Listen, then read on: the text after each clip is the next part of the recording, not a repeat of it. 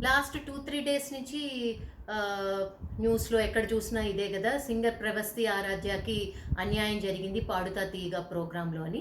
అసలు 'పాడుతా తీగ' ప్రోగ్రామ్ బాలు గారు ఉన్నప్పుడే బావుంది. ఎప్పుడైతే ఆయన ఆహ్, లేరో అప్పటినుంచి అసలు దానిపైన ఇంట్రెస్టే పోయింది. ఎందుకంటే he was the perfect person అసలు in the world. Nobody can beat him. ఆయనకున్న నాలెడ్జ్‌కి, ఆయనకున్న వాక్చాతుర్యానికి ఎవ్వరూ అసలు సాటి లేరనమాట. సో, మరి తర్వాత వచ్చిన 'ఎస్‌పి చరణ్' గూడా ఏదో కొంచెం ట్రై చేసినా గానీ that was not so much attractive. అలానే జడ్జెస్ కూడా సరిగ్గా లేరు.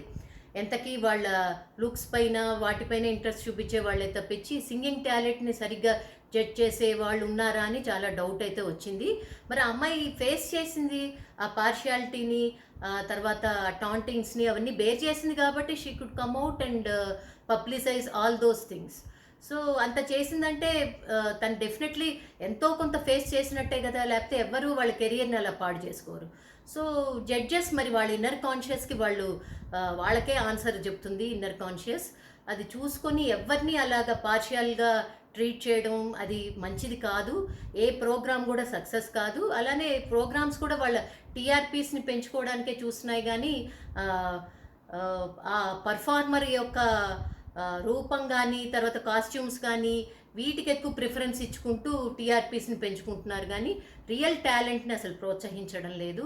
ఎక్కడ చూసినా గానీ, ఇవన్నీ సో, వీటన్నిటిలో మార్పు రావాలి. ముందు మనలో మార్పు రావాలి. అలాంటి ప్రోగ్రామ్స్‌ని అసలు మనం ఎంకరేజ్ చేయకుండా ఉండాలి. ఏమంటారు మీరు?